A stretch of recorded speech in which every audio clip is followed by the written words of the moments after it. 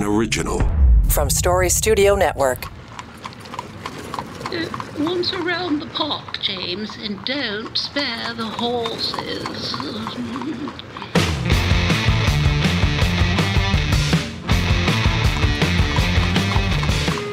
Well, here we go. It is March the 31st, final day of March. Rear view mirror. I'm not sure if it's going out like a lamb or a lion in this part of the world. Fairly benign today, but you look at the weather forecast here in Toronto for the 1st of April. Right now it says the winds can gust to 100 kilometers an hour. That's some serious blowing going on. Anyway, here we are. It's your Friday morning on the Ledge, your Ontario Politics podcast. Keith Leslie and I are doing all the heavy lifting this morning because, man, I don't know what's going on. It's John Wright is down with it. Sabrina's been fighting it for a better part of a week. So they're in sick bay. But I don't know about your part of the world, Keith, but there seems to be this real nasty, cold spring flu going around. It's not COVID, but it really is grabbing people and lingering. No, we seem here on the East Coast seem to be not experiencing that, fortunately, right Good now. For you. Yep, things seem to be good. We had a very mild winter, a little bit of a light dusting last night, but overall we've had a mild winter, very little snow, and it's just the whole pandemic thing and we're no flu season. It just seems to all have just sort of abated, and life seems almost back to like what a normal late winter, early spring would be. It's very nice. It's funny when you talk to people because, I mean, obviously the pandemic is in recent memory, but it feels like a long time ago now. Like there's something really strange that's happened in that transition over the past 3 or 4 months. Yeah, it was only 6 months ago. We were still worrying about variants. Oh, absolutely. And Variants of Concern, still a great band name up there. But we were the masks now are fewer and fewer, and people aren't questioning the people with masks. You see someone with a mask now, you go, oh, they're probably immunocompromised. They're just trying to protect them. There's no issue in that sense. People are, as I say, you're right. It's somehow a distant past, even though it's not that distant past. It's, I think, our rush to get back to normal and our desire to treat this new situation as normal as we can treat it.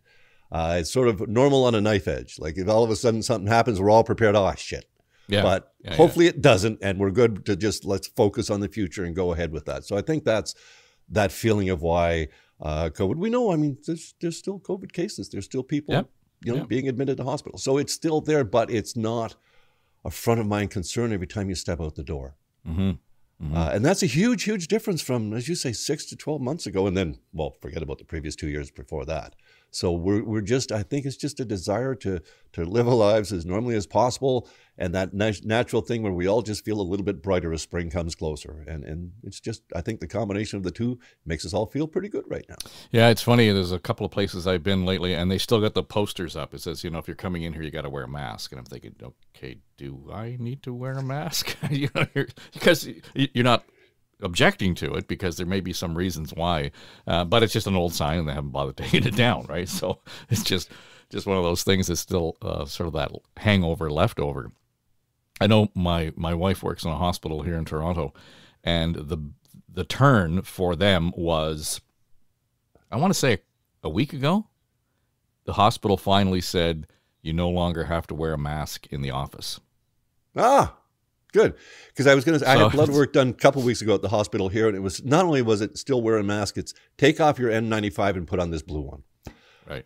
I never did understand the reasoning behind that, but we just okay, sure, yeah, we'll do it. But so it's well, if we're actually at the point where the hospitals have decided that the masks are optional, and again, just that another just indicator, another just notch in that return to normalcy, and I think we're all anxious for it. One of the punching bags in all of this, as we've got through the last 2 or 3 years, had to have been Marilee Fullerton. I mean, she was just on the front line, taking it on the chin. And I don't say there was any reason why she shouldn't have, as far as the way long-term care was handled. That was her ministry. That was the new ministry that she was overseeing after the election in 2018. Boy, we barely got off the air last week, and about an hour later, boom, in the inbox, she quit rather suddenly. And I mean, I can understand if it's personal reasons why we don't know exactly why, but that was a bit of a shock. It was a very surprising situation, very suddenly, as we like to say, because it was the day after the budget. The government usually likes to keep that day clear for its own things, or, as we say on their case, a Friday afternoon dump where we got Fullerton's resignation and the Sunshine List. But Mary Lee Fullerton had been just abysmal in her role as long-term care minister during COVID and refused to accept any responsibility for her lack of actions, lack of behaviors, slow responses. I mean, the government really, from its own commission, came under severe attack, and she still refused to accept any responsibility. And when they, Ontario, I won't go down the whole line. I won't do my long-term care rant with COVID, but Ontario was in terrible, terrible situation. We'll do a feed drop from a previous episode. It was just click here. But then, of all jobs, she was taken out of that and given children's services, community and social service and children's services, which meant the autism file, which this government has so severely screwed up. And she just continued to be, again, almost absent without leave, virtually disappeared in the file. People couldn't get to meet with her, couldn't talk with her about things. And the list of children with autism waiting for government services and treatment grew from 40,000 to 50,000. It's now 60,000 plus. Now that doesn't include, just stop you, that doesn't include the number of kids who aged out of any option or program during the course of this mandate. Oh, exactly. Right? They have so screwed up the autism file, and not just once, but repeatedly. They started out in 2018, and they just made it worse and worse. Now there's problems getting autism providers in areas because the funding was cut and they went on to other things. There's just, that file was so badly handled, and not just by Mary Lee Fullerton, but by other ministers as well. But her, again, she went from one disaster to another, from long-term care to community, social, and children's services. And why on earth was she allowed to have that file? Of all the things where they need someone going in calm, cool, and with a real plan to redirect it, it's that children's services file. I mean, those parents are just, they're mortgaging their houses. They're doing their best they can to second and third mortgage to try and just get some services for their children, as they don't get what they're supposed to be getting from the government as the waiting list grows and grows and grows. So quite frankly, good riddance. It's good to see her leave. She was a medical doctor before she came into politics. Maybe she was disgruntled about never having been made health minister, and even as long-term care minister, which was a standalone ministry, as you pointed out, very much reporting to the health ministry almost. I mean, and a lot of the bureaucrats did double duty. They were keeping an eye on her, keeping a hand on her. So we're not sure why. There was something about perhaps a health issue within the family, not necessarily her. So we don't want to make light of that situation whatsoever. It's sad that she's leaving politics just a year after election, but she was a terrible minister, and I'm glad she's no longer in the cabinet overseeing these files. Talk about the Friday dump as well. There were other lights shone on a couple of healthcare items, and that was the deal that the province came to with the ophthalmologists finally. And then the other one was around the programming that they had provided for folks who didn't have an OHIP card, basically, but they provided the medical services nonetheless. They've withdrawn that, and the rationale, I don't think, is totally out of line. Is to say we've just kind of reverted to pre-COVID circumstances, and if you weren't covered by OHIP, well, then you were going to have to pay your way just like anybody else.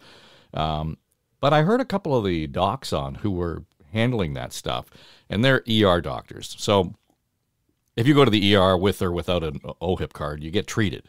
But it's the follow-up. It's the aftercare that is an issue.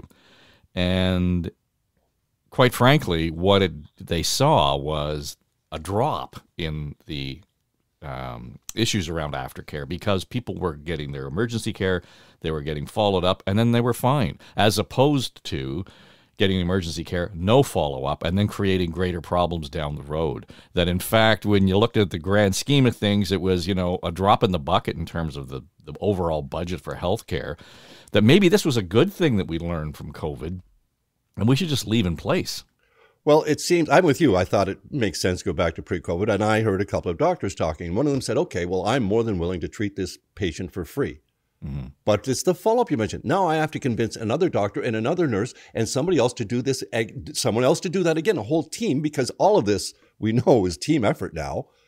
They're all supposed to do this work for free now because the patient, can't pay.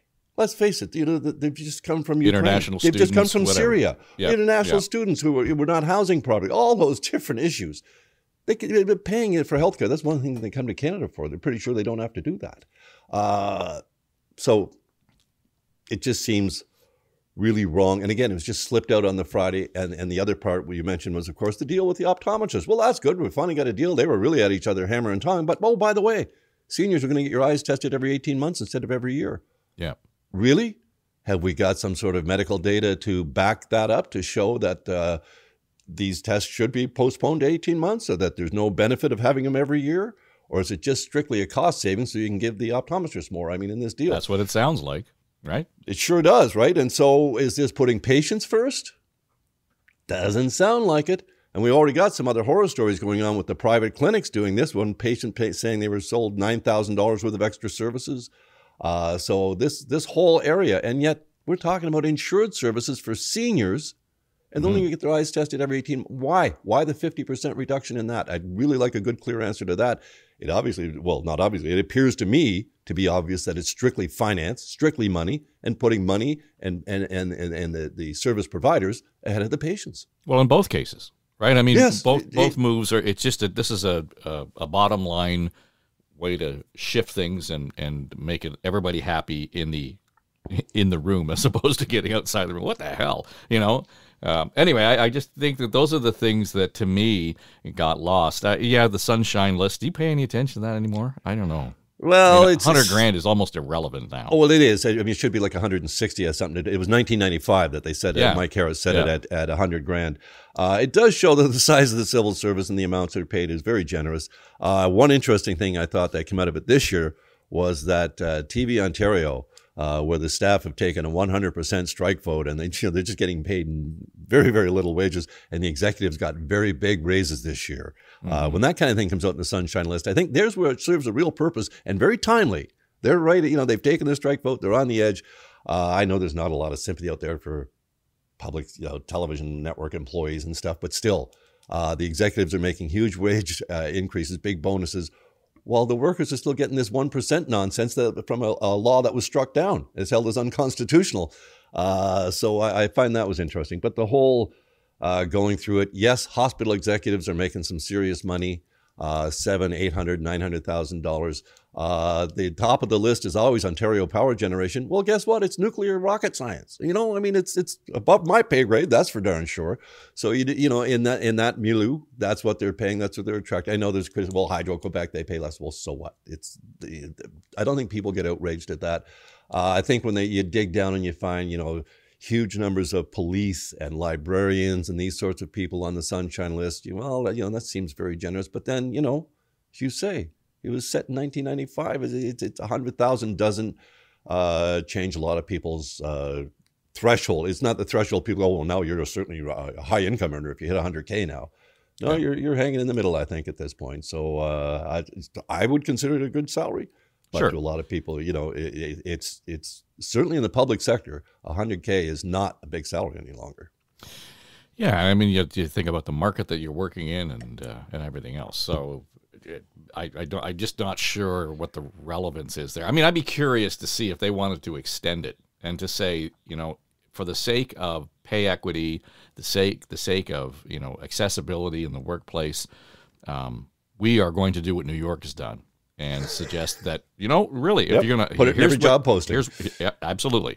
So that that the guy next to you is making what you're making, or there's some transparency around all of that.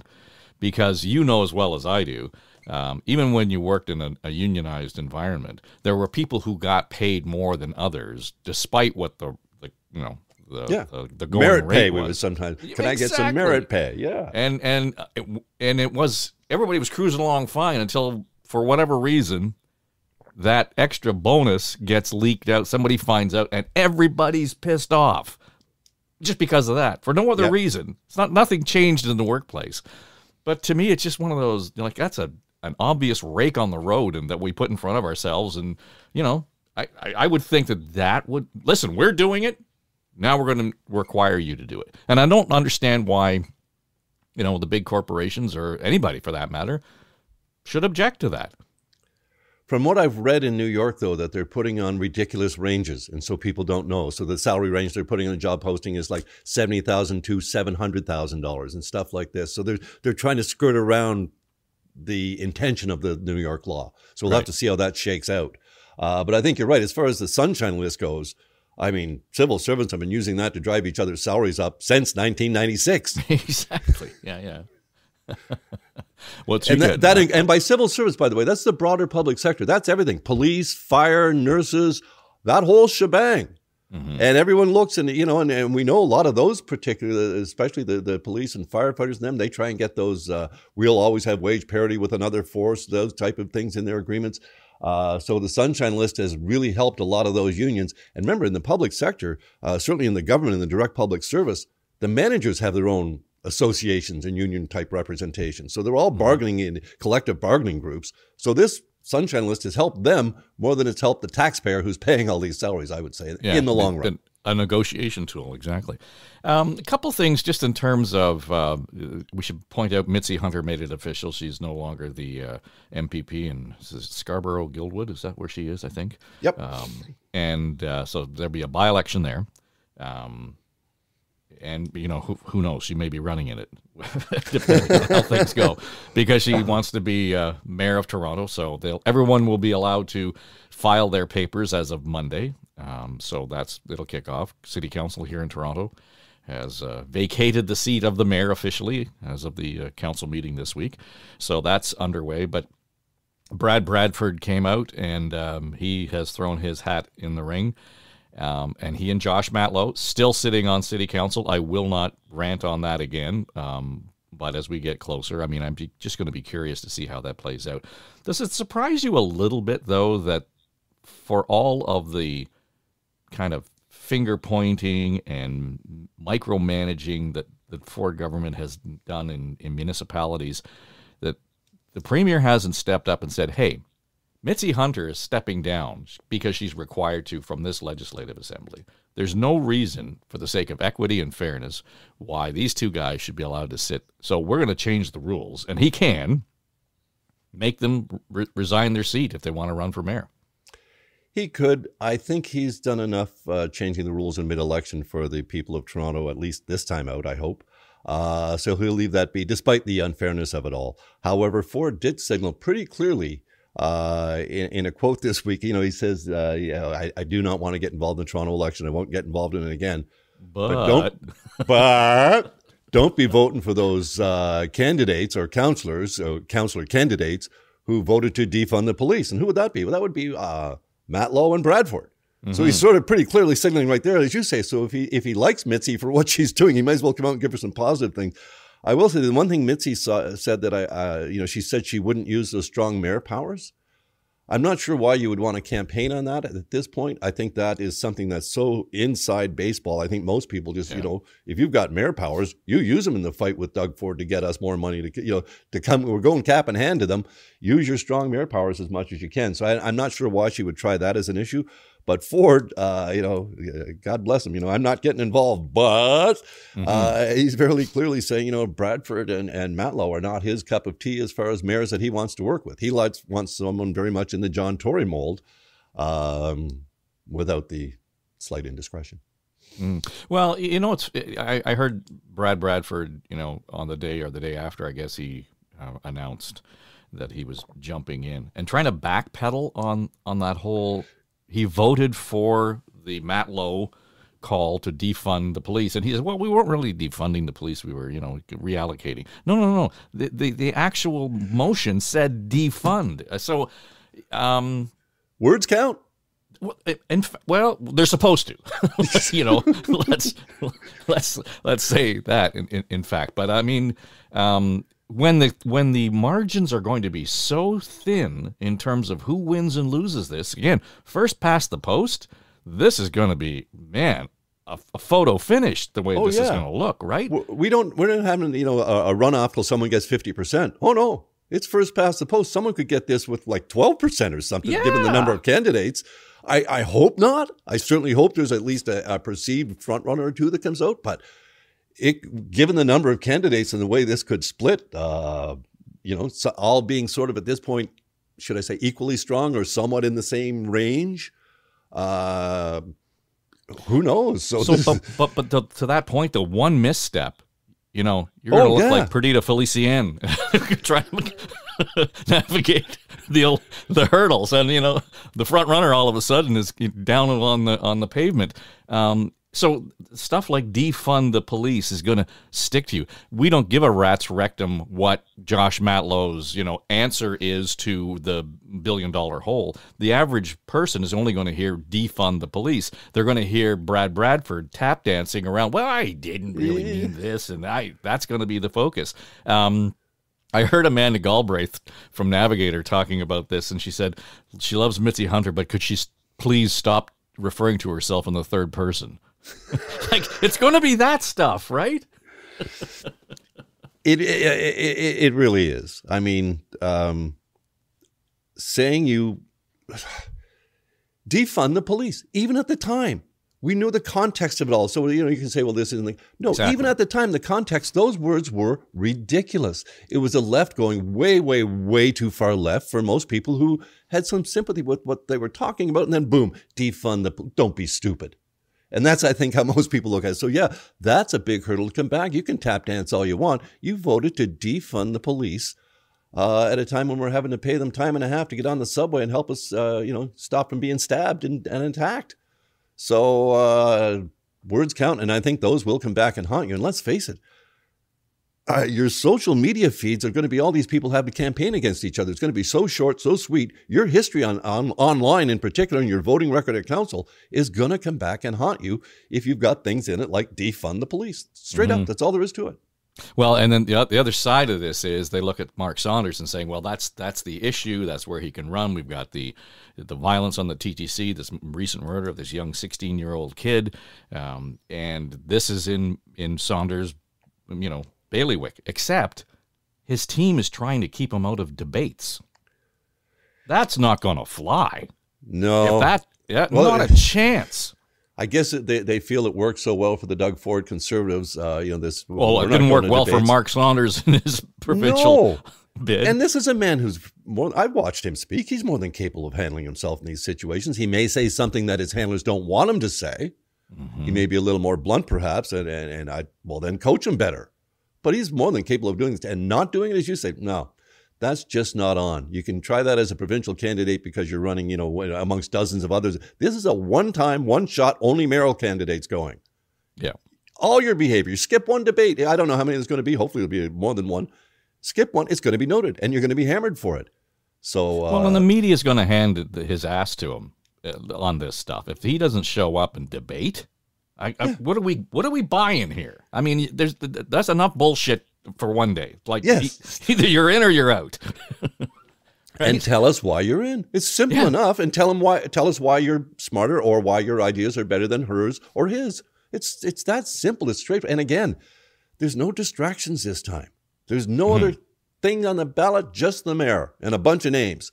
So distinguish yourself. Give us some ideas. Tell us what you're going to do.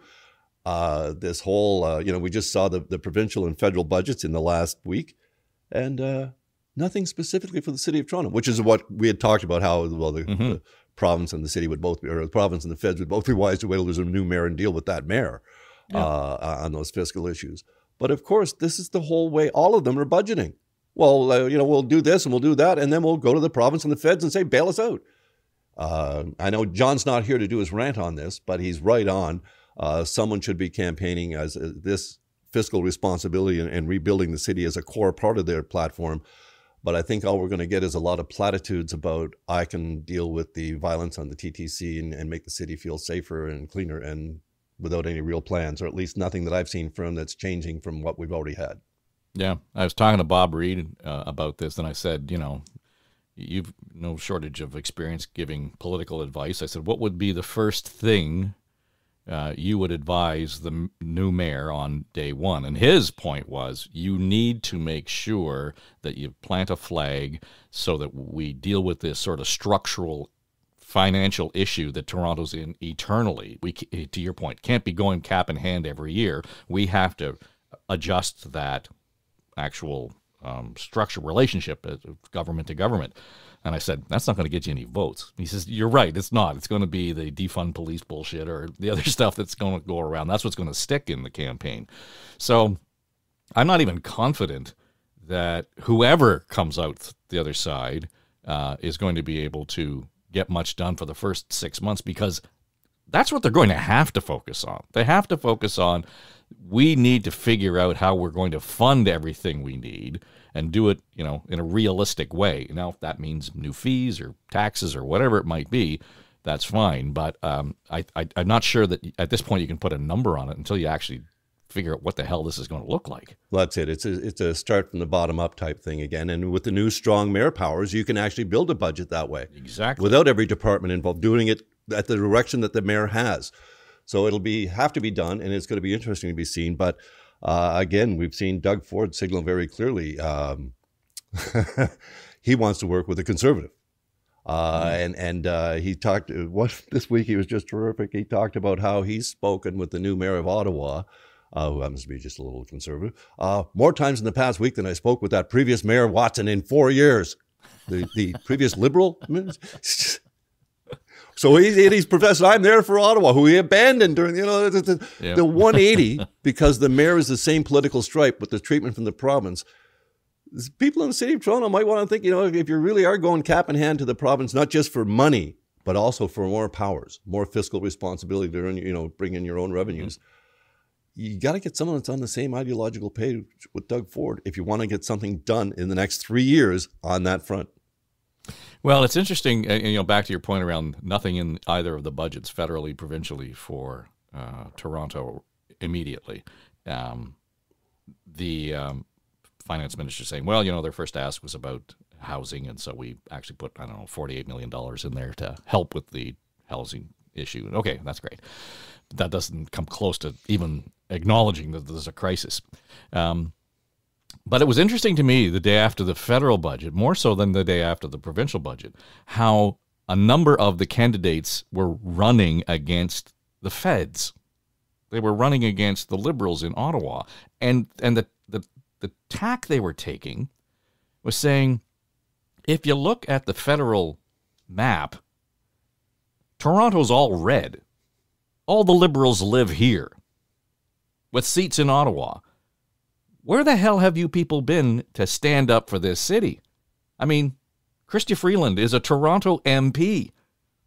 She's the finance minister. Has done zero. Really? On I that thought she file. was in Alberta. Honestly, it's...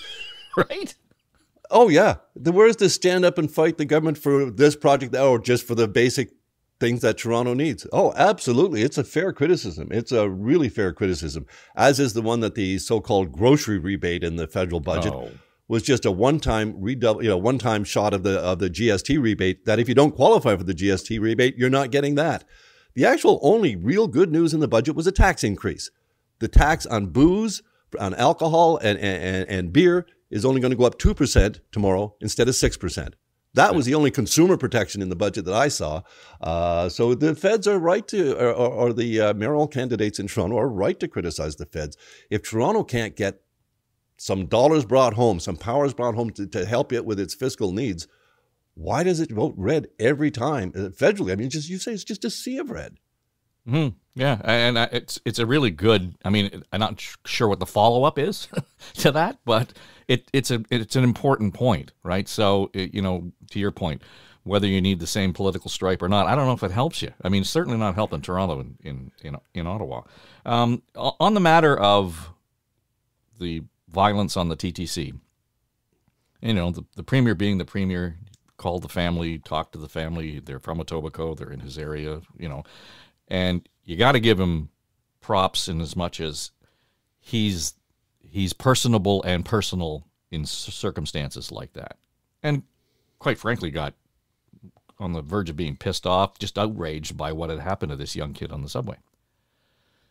But there was no obvious push from anybody, particularly in the press gallery that I heard. If this is a crisis, where is the province on this? Like, what are you going to do to support Toronto in that? Because the city can't do it alone. It hasn't got the budget for policing. We're already talking about major cuts next year because of the gap. Where does the province have, step in and say, we're going to do something about this now? Well, that's exactly the pushback from the media seemed to be on, where's your mental health dollars? Where's your program to help you? Because these are clearly people in crisis or people that should be getting treatment that are lashing out. Well, we're making some big assumptions there. As you say, just absolutely. Let's just follow through with, we've got the issue. Let's just bang on the security aspect of it and then get at the root of it as we can. But let's first of all make it safe for everyone, then find out why, if these people, if it's mental health issues, it's whatever else. But we're making broad assumptions by just saying, well, let's jump right to mental health funding here. No, let's look at some key security issues here, such as it turns out I won't choose my words carefully here, but the accused in the stabbing death was out on release from a charge of sexual assault. So he was out. This is the kind of stuff where, again, this is the province fighting for, bail reform, but again, you can take action. You can do something yourself and push the feds further. So we need government action here. Where, as you say, where's the federal Liberal government as well, coming in with the laws that are needed to deal with this? And of course, I'm not discounting at all that there is a mental health aspect to this, and that funding is clearly inadequate at this point. And the province just comes back with, we put more into mental health funding than any other government has, and they probably have. But the needs are greater than they've ever been, and we all know that. And COVID drove the needs for mental health services for young people in particular through the roof. And where's been the matching, yes, there's been increases, but where's been the matching money to really address this issue? People being attacked on the street. A friend of mine was, pushed on the Danforth and he died. He was pushed down by someone who didn't know him, random attack. He's dead. Yeah. A woman on King Street, right in front of the office I used to work out of the Canadian Press, right at King and Yonge. King and Yonge, 89-year-old woman pushed to the ground, dead. How can we feel safe in our city with those kinds of things going on? It's a combination of program, but we need, as you said, government actions coming in here and helping the city deal with this. Some serious funding and programming to help the city deal with this. And we're just not seeing it. It's just not there. Well, everybody say, well, they're all looking longer term. I mean, the mental health stuff investments are longer term solutions too. This is they're looking at housing right now. They put $200 million into mental health and Indigenous housing. Well, apparently, Toronto alone needs way, way more than that. And this is for the province's budget. So the feds, I didn't think they put anything into it. So there definitely needs to be more in that. I'm not disputing that at all. But there also needs to be action plans to deal with the security aspect of it, to make the city safer, make the transit Where's the system task safer. force? Who's actually putting, a brain on this to say that by the end of April, this is what's going to happen? Yeah, the premier represents a Toronto riding. The feds are all Toronto ridings. Where's the help? Where's this? Where's the urgency? Yeah. Besides the people who don't want to get on the subway. That's where the urgency. They're scared. Absolutely. That's where the urgency is, right there. And that's what needs to be addressed. Absolutely. So anyway, it'll be interesting to watch how all of this this plays out. My suspicion is much of this. We're saying nothing's going to happen until we get a new mayor. My suspicion is there's a whole lot going on underwater here. There's a lot of activity. There's a lot of the ingredients for the sausage to be made, and then over the summer you'll see some of this stuff baked. But even at that, we don't have time to wait until July to solve some of these immediate issues, because it's just going to get worse. I mean, we start to talk about tourism, all of the things that will be affected. Billions of dollars economically are actually being affected by inaction and the inability to acknowledge the urgency and do something about it.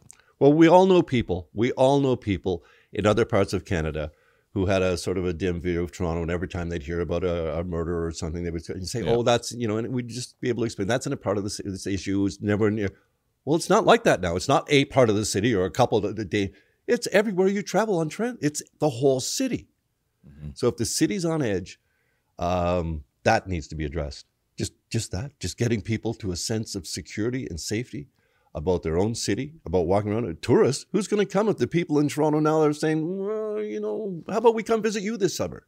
Well, and that's the difference, because in the recent past, it would have been folks from outside the 416, the 905ers or the 705. That's why I don't go downtown. Yeah. That's why I don't live in the. Oh yeah, everybody in Toronto would say, you know, it's isolated. It's not a problem. Now it's the Sixers who are saying this, and you know, holy crap! I've lived here almost all my life. I don't remember that narrative from longtime residents of this city. No, I was downtown resident for 40 years. Walked to work every day from Cabbagetown to Queen's Park. Never felt anything like the feeling now of just checking, looking around, getting on the subway, looking. I love public transit. I love walking in the city. Toronto's a great walking city, and you got to keep your eyes just going every which way now. It's not a relaxing walk anymore, is it? So I think that really needs to be addressed. And one little thing, I know we're running long, but I just wanted to touch on something that the federal budget didn't touch, and the province brought it up, which was the funding for the road to the Ring of Fire, the $1 billion that the province keeps putting in. I want to combine this. I wish John were here this week. I want to combine this with the high-speed rail. We're going to put a high-speed rail link to the Ring of Fire. Yeah, I know. It's how long has that Ring of Fire been conversation? It's got like it's at least years. A decade. Well, yeah. I mean, I remember when I first got to Queen's Park. That's a long time ago. Remember them bringing it up, and I think maybe a guy named Mike Harris was the natural resources minister. Yes. Okay. Yeah. Right. It and the high speed rail. They're decades long projects that have gotten nowhere. They've been studied to death. Yeah. And they're going to be studied some more, but I'm making light of it. But for people who really are in favor of this, it's quite sad. It's just the province every year puts $1 billion in that budget, and it just stays there because that road is a road to nowhere. They've got a destination, but they can't get the road. Yeah. Well, happy to leave it on that note of something that resembles levity. We've tried nothing, and we're all out of ideas. There you go. All right, Keith, Leslie, thank you. And so you're absent next week? I'm away next week. Yep. All right, so it'll be me solo, or I don't know what's going to happen in sick bay. But anyway, that'll do it for us. It's On the Ledge, your Ontario Politics podcast.